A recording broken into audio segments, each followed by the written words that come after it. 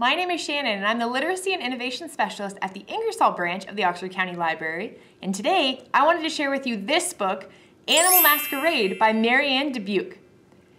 This book doesn't only have a handful of animals, not just one animal or two animals or 5 animals, even more than that. This book has all of these pages full of really cool animals who decided they're going to a masquerade party, so they need to be in disguise. This book is really fun because the pictures are simple and they continue on to the next page. So here we have a cat masquerading as a crocodile. The crocodile went disguised as a dromedary. This book touches on a lot of animals that you don't always hear about. So give that one a try and place a hold on Animal Masquerade. Hello, it's Jessica here at the Thamesford Library, and I'm sitting in front of our really great March break display. We've got a bunch of fairy tale books out for you, and if you have a chance, pop over to our branch and maybe you'll find one that you want to take home. This is one book that I really enjoy, and it's called Once Upon a Golden Apple. It was written by Jean Little and Maggie DeVries and illustrated by Phoebe Gilman. Now this book is a really silly mixed up fairy tale, so I think you'll probably recognize a lot of the characters, but they might not be in the right story. So if you have a chance, place this book on hold and give it a try. Hi, I'm Matt from the Tillsonburg Library, and I just read Some Pets by Angela Ditterlizzi and Brendan Wenzel.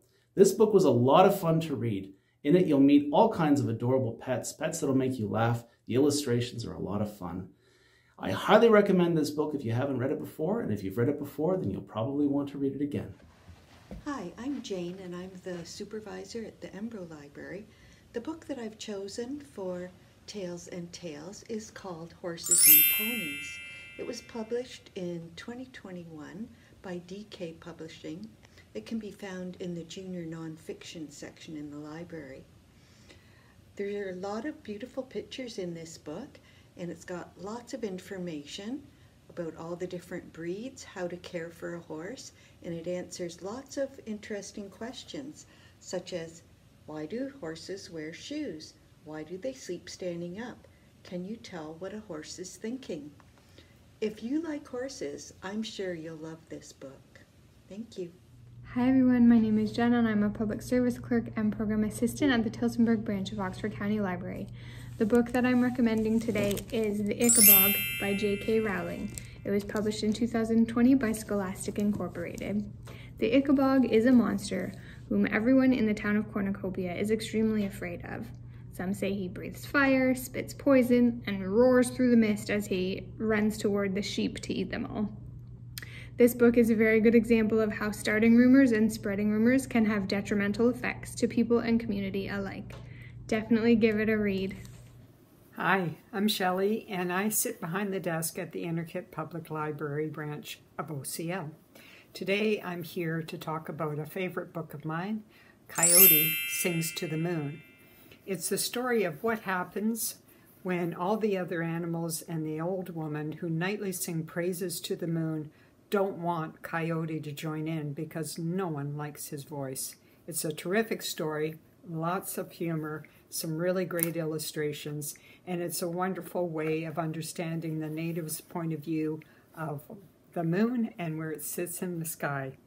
Just enjoy all the pictures and the fun while you read this book, or maybe some others. Hi, it's Sue, coming to you from the Ingersoll Library today. And I just wanted to introduce you to one of my favorite authors, Eric Carle, and his book, Slowly, Slowly, Slowly, Said the Sloth. And our sloth is an interesting character in this book. He makes some really unique life choices about slowing down and questions, why are we always in a hurry? Why do we always rush, rush, rush? And we scurry here and there.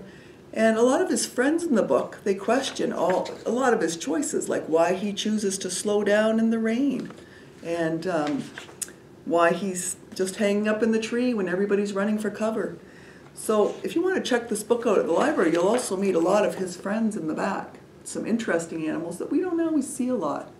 So come down to the Ingersoll Library, check it out, as well as many other Eric Carle books, or at any other of our Oxford County branches. Hi everyone, my name is Betsy and I work here at the lovely Princeton Library. One of my favorite reads isn't just one book, but a series of books by the authors Doreen, Cronin, and Betsy Lewin. These stories are all about the lovable animals that live at Farmer Brown's farm and the antics that they get into. Some of them are hilarious. The books come as first readers, like these. They also come as picture books, and there's even an audiobook that makes sounds as you read the story. I hope you give them a try and have a laugh reading them. Thanks. Hi families, my name is Holly and I'm the Literacy and Innovation Specialist at Tillsonburg Branch, and today I'd like to recommend the book Fairy Science, Solid Liquid Gassy. It's by Ashley Spires, a best-selling author, and was published in 2020. And I love this book because it mixes fairy tales with STEM. In this beautifully illustrated book, we follow these quirky fairy characters as they go through the scientific process. So they come up with a hypothesis, test the hypothesis with experiments, and then come to a conclusion with the results. It's a great, fun way to get your kids into science with this book. Hello, my name is Beverly, and I'm the branch supervisor here at the Norwich Public Library. And the book I chose to talk to you about today is called You Are Special by Maxle.